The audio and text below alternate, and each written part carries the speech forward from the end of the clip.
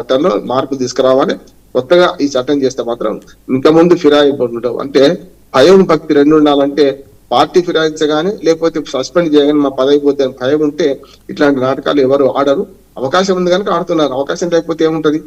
చట్టంలో మార్పు చేస్తే మంచిది అంటున్నాను. రామ్మోహన్ గారు, మరి స్పీకర్ ఇంకొక 5 ఎమ్మెల్యేల విషయంలో అంటే 5 క్లీన్ చిట్ ఇచ్చారు. అదే క్రమంలో ఇంకో 5 ఒక దానం నాయందర్ మాత్రమే దాంట్లో మరి బీఆర్ఎస్ సమర్పించిన ఏవైతే ఫిర్యాదుల వెనుక సాక్ష్యాలు ఏవైతే ఉన్నాయో సో ఈ 5 విషయంలో లేవని స్పీకర్ చెప్పడం కావచ్చు. మరొక 5 విషయంలో అంటే ఒక 4 కూడా క్లీన్ చిట్ ఇస్తారు. కానీ దానం ఒక్కడు మాత్రమే సికింద్రాబాద్ ఎంపీగా పోటీ చేశాడు కనుక ఆయన విషయంలో సాక్ష్యాలు ఉన్నాయి. అంటే ఒక దానం మినహా 9 మందిని కూడా ఖచ్చితంగా మరి స్పీకర్ ఇదే రకమైన తీర్పు ఇచ్చే అవకాశం ఉంటుందంటారా? ఇంకో 3 విషయంలో ఈ రకమైన తీర్పు రావచ్చు. కానీ కడియం శ్రీహరి గారు కూడా బహాల్ కావడానికి వీల్లేదు. ఎందుకంటే కడియం శ్రీహరి గారు డైరెక్ట్ గా తన కూతురు కోసం కాంగ్రెస్ పార్టీకి ఓటేయండి అని ప్రచారం చేసిన వీడియోలు ఉన్నాయి కదా, మరి చూడాలి కదా. అట్లానే తాను మన కాంగ్రెస్ కండువా కట్టుకొని ప్రచారం చేసిండు కదా, తాను కప్పుకున్నాడు. తన కూతురు కప్పి కూడా తన కూతురు బీఆర్ఎస్ రాజీనామా చేసింది. టికెట్ వచ్చిన తర్వాత మళ్ళీ ఎంపీగా కాంగ్రెస్ పార్టీ టికెట్ మీద పోటీ చేసింది, తప్పు కాదు. కానీ ఈయన వారికి ప్రచారం చేసింది కదా, అందుకని అది ఆ వీడియోలు బయటపడితే కనుక ఆ కడియం శ్రీహరి గారి పదవి కూడా పోవచ్చు అంటున్నాడు. ఎంతైనా నేను లేనని చెప్పుకోవడానికి కూడా ఇప్పుడు మీరు వరవడి అయితే మొదలైంది కదా, 5 బాహాలు చేశారు కదా, మీది కూడా అందరూ కలిసిపోద్దని చెప్పి అంటే గుంపులో గోవిందలా కలిసి ప్రయత్నం చేస్తున్నాడు. ఈ గుంపు వేరు ఆ గుంపు వేరు అంటున్నాడు. కడియం శ్రీహరి గారి ప్రత్యేకమైన కేసే, దానం నాగేంద్ర ప్రత్యేకమైన కేసు. దానం నాగేంద్ర గారు బ్లాక్ ఎడ్బెట్ లో మనకు తెలుస్తూనే ఉంది. పార్టీ టికెట్ మీద ఎంపీగా పోటీ చేశాడు కనుక అంతకంటే ఇంకా సాక్ష్యం అవసరం లేదు. అసలు వీళ్ళ కూడా సాక్ష్యం అవసరం లేదు. శ్రీనివాస్ గారు చూస్తే మీకు అసెంబ్లీలో స్పీకర్ గారు ముందటనే కాంగ్రెస్ వైపు కూర్చున్నాడు కదా, కుడి వైపు బెంచ్ లో కూర్చున్న వాళ్ళు ఎడమ వైపు బెంచ్ లో కూర్చున్నారు అయితే కనపడుతుంది కదా. మరి అటువంటి అప్పుడు కుడి ఎడమ అయితే పొరపాట్లేదు అని అనుకుంటే ఏం చేయలేము. కానీ సాక్ష్యాలు కనపడుతున్నా కూడా ఈ తన ముందున్న వచ్చిన సాక్ష్యాలను బట్టి ఆయన తీర్పు ఇచ్చారు కనుక ఆయన తీర్పుని తప్పబడతాం, కానీ మనిషిని తప్పబడదు. ఎప్పుడు కూడా జడ్జిని తప్పబడదు. జడ్జి ఇచ్చిన తీర్పుని తప్పబడ్డారు. నేను అడ్వకేట్ గా ఆ విలువలు పాటించాలి కనుక ఇప్పుడు ఆయన తీర్పు తప్పు రాశాడు. హైకోర్టుకి వెళ్దాం, దాని మీద సుప్రీంకోర్టుకి వెళ్దాం, ఉన్నాయి కదా, మార్గాలు ఉన్నాయి కదా. అందుకని ఏదైనా సరే చట్టం మార్చకుండా చేస్తే దేశంలో అసలు చట్టం వచ్చిన నేపథ్యమే చాలా చాలా విలువైంది శ్రీనివాస్ గారు. అంతకుముందు 4500 మంది మొత్తం దేశంలో ఎమ్మెల్యేలు ఉంటే, అట్లాగే 800 పార్లమెంట్ సభ్యులు ఉంటే ఆయారాం గయారాం సంస్కృతిని చూసి రాజీవ్ గాంధీ గారి బాధతో 1/3 చేస్తే తప్పులేదు, కానీ పూర్తిగా 1-2 పోతే కూడా ఇంత దుర్మార్గం ఎట్లుంటుందని చట్టం తీసుకొచ్చారు 52 రాజ్యాంగ సవరణ. ఆ తర్వాత 91వ రాజ్యాంగ సవరణ ద్వారా విరామల చట్టాన్ని మరింత పటిష్టం చేశారు వాజ్పేయి గారు. పార్టీలకు అతీతంగా మాట్లాడుకోవాలి.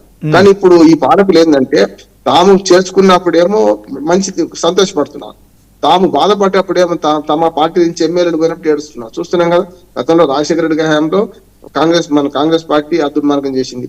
ఆ తర్వాత బీఆర్ఎస్ హయాంలో మనకు కేసీఆర్ గారు కూడా దుర్మార్గం చేసిండు. కానీ ఆయన ఏం చేసిండంటే శంకర్లోకి వస్తే తీర్థం అనిపించుకున్నాడు.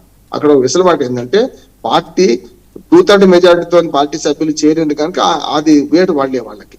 ఆనాడే కనుక ఇట్లాగే కాంగ్రెస్ వాళ్ళు పిటిషన్ వేసి ఉంటే ఈ సమస్య అప్పుడే తీరేది కదా, ఇప్పటిదాకా రాకపోయేది కదా అంటున్నాడు. అంటే పోతుంటే చూస్తున్నాం, తమ దొడ్లో ఈయన దూడలన్నీ అటు పోతుంటే చూస్తూ ఊరుకున్నారు కదా కాంగ్రెస్ పార్టీ వాళ్ళు. కానీ తెలుగుదేశం, కాంగ్రెస్, సిపిఐ, అట్లానే వైసీపీ, బిఎస్పీ అన్ని పార్టీలను విలీనం చేసుకున్నాడు ఆయన కేసీఆర్ గారు. అవి ఒక్కసారి చేరారు కదా వాళ్ళందరూ కూడా.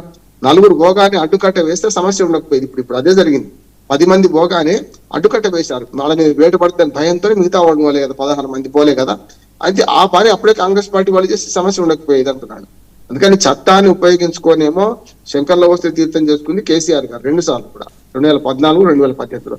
వీటేమో అమాయకంగా వాళ్ళు చేర్చుకున్నారు, ఇంకా మిగతా వాళ్ళు వస్తే ఎదురు చూశారు. ఈ లోపల అడ్డుకట్టబడ్డది కనుక ఇప్పుడు 9 మందికి సమస్య వచ్చింది.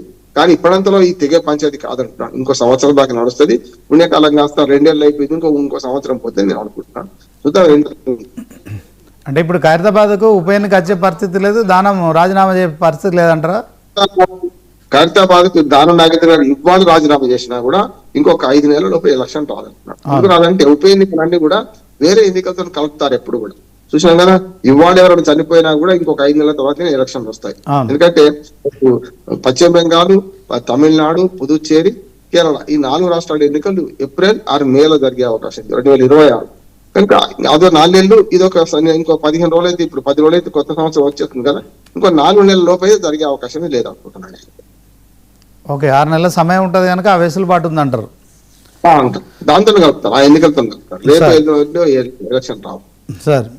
ఇంకో అంశం సార్, వికసిత్ భారత్ జీ మహాత్మా గాంధీ గ్రామీణ ఉపాధి హామీ చట్టం స్థానంలో కేంద్ర ప్రభుత్వం ప్రవేశపెట్టిన అసలు కొత్త బిల్లు ఏంటి, దీనిపై వివాదం ఎందుకు నడుస్తుంది, ఏం చెప్తారు? అంటే మొదటి నుంచి ఉపాధి హామీ పథకం గురించి ఒక మంచి కొన్ని బేసిక్ అయితే తెలుసుకోవాలి సార్. తెలుసుకున్నాక వీళ్ళ సంగతి చెప్తాను. మొట్టమొదటి గ్రామీణ ఉపాధి హామీ పథకం వచ్చింది ఒక మంచి ఉద్దేశంతో వచ్చింది. 2005లో సిపి అంటే ఉభయ కమ్యూనిస్టు పార్టీలు ప్లస్ కాంగ్రెస్ పార్టీ కలిపి సంకీర్ణ ప్రభుత్వం ఏర్పాటు చేసింది. అది UPA 1 గవర్నమెంట్ అంటాం. 2005లో దేశానికి అభ్యుదయకరమైన 3 చట్టాలు వచ్చినాయి. అది మంచి ఒక రకంగా స్వర్ణయుగం. అది మీరు చెప్పిన ఇప్పుడు మహాత్మా గాంధీ పేరు లేదు, అప్పుడు ఓన్లీ నరేగా ఉండేది, అంటే national employment rural employment guarantee పథకం ఉండేది. దానికన్నా ముందు కూడా మీకు జవహర్ రోజ్గార్ యోజన ఉన్నది, దానికన్నా ముందు NREGP ఉన్నది. కాంగ్రెస్ హయాంలో చాలా పథకాలు పాతవి ఉండేవి. NREGP ఉన్నది, RLEGP ఉన్నది. ఇవన్నీ కూడా ఉపాధి హామీ పథకాలే. కానీ అప్పుడు చట్టబద్ధత లేకుండే, దానికి గ్యారంటీ లేకుండే. ఎప్పుడైతే 2005లో ఈ చట్టం వచ్చినప్పుడు గ్రామీణ ఉపాధి వ్యవసాయ కార్మికులకు ఉపాధి కల్పించడానికి, నైపుణ్యం లేని వాటికి కల్పించడానికి మంచి ఉద్దేశంతో ఏర్పాటు చేశారు. దాంతోపాటు గృహహింస వ్యతిరేక చట్టం బ్రహ్మాండం వచ్చింది 2025లోనే, మనకి 2005లోనే. అట్లానే మనకు సమాచార హక్కు బిల్లు కూడా వచ్చింది అప్పుడే చట్టం వాటి. అంటే ఈ 3 కూడా అభ్యుదయకరమైన చట్టాలు ఆనాడు UPA 1 గవర్నమెంట్ కమ్యూనిస్టుల మన సంకీర్ణ ప్రభుత్వం తీసుకొచ్చారు. అయితే 2005 నుంచి 2014 దాకా అద్భుతంగా కొనసాగింది అంటున్నాడు. మీరు ఒకసారి చూస్తే గ్రామీణ ఆర్థిక వ్యవస్థలో 100 రోజుల పని దినాలు కల్పించిండ్రు. దాంతోపాటు నైపుణ్యం లేని కార్మికులకు ఉపాధి లభించింది. దాంతోపాటు అసెట్ క్రియేషన్ జరిగింది. కొత్త రోడ్లు వేశారు, మట్టి రోడ్లు వేశారు, కాలువలు దగ్గారు. చివరికి అనంతపురం లాంటి జిల్లాలు రాళ్లేరే పని, అంటే మనకు మీరు అనంతపురం జిల్లాలో ఎడారి ఓ రకం చెప్పాలంటే అన్ని వర్షాల పడక రాళ్ళు ఆ రాళ్ళని ఏడి ఒక కట్టగా పోయడం, ఇట్లాంటివన్నీ చాలా చేశారు. దాంతోపాటు అప్పుడు అక్కడ జరిగింది ఏంటంటే ఆ ఉపాధి హామీ పథకంలో డబ్బులు 100-200 కూలి రాగానే పేదలు ఏం చేస్తారు, అదే రోజు ఖర్చు చేసేస్తారు. మళ్ళీ వెనక్కి పన్ను వచ్చింది కదా, బాగా ధనవంతులు ₹1,00,000 రోజు సంపాదించే వాటి ₹1,00,000 ఖర్చు పెట్టాడు, 10,000 ఖర్చు పెడితే ఎక్కువ. కానీ 100 వచ్చే కూలీని అదే రోజు రాత్రికి మంచి నూనె, గ్యాస్ నూనె, ఉప్పు, పప్పు అని చింతపండు కొనుక్కుంటారు కదా, దాంతో ఖర్చు అయింది. అంటే గ్రామీణ ఆర్థిక వ్యవస్థలో డబ్బు చలామణిలోకి వచ్చింది. ఇది మంచి పరిణామం అంటున్నాడు. దాంతో పాటు మట్టి పని చేసినా సరే చాలా వరకు గ్రామీణ కార్మికులకు, పేదలకు ఉపాధి లభించింది, 100 రోజుల పని లభించింది. అది అద్భుతంగా మన ఆంధ్రప్రదేశ్ అయితే చాలా పెద్ద ఎత్తున దాన్ని లాభపడ్డది. ఎందుకంటే ఉమ్మడి ఆంధ్రప్రదేశ్ లో 9,000 కోట్ల రూపాయల పనులు మనం ఒక సంవత్సరంలో చేసినాం. 100 కాదు 150 రోజుల పని కూడా లభించింది. ఇప్పుడు ఈ చట్టంలో మొదటి నుంచి కూడా మోడీ గారి ఆలోచన ఏంటంటే, ఆయన మొదలన్నది ఏంటంటే ఇది మట్టి తట్టలు ఇటు పక్క అటు పక్క పోసేది గుంతలు తవ్వే పథకం అని ఎద్దేవా చేశారు. దాన్ని మెల్లమెల్లగా నిర్వీర్యం చేస్తూ ఇవాళ బడ్జెట్ తగ్గించారు. పూర్తిగా ఇప్పుడు పథకాన్ని నిర్వీర్యం చేసే పని చేస్తున్నారు. అలా 3 కాంగ్రెస్ పార్టీ ఎంతసేపు మహాత్మా గాంధీ పేరు తీసేసింది ఇలా అని చెప్తున్నారు. కానీ అంతకంటే ముఖ్యమైన అంశం ఇందులో ఉన్నది. ఇప్పటిదాకా 100% నిధులు కేంద్ర ప్రభుత్వం రాష్ట్రాలకు ఇచ్చేది ఉపాధి హామీ పథకం కింద. 60-40 సీతాలు తెచ్చారు. అంటే 60%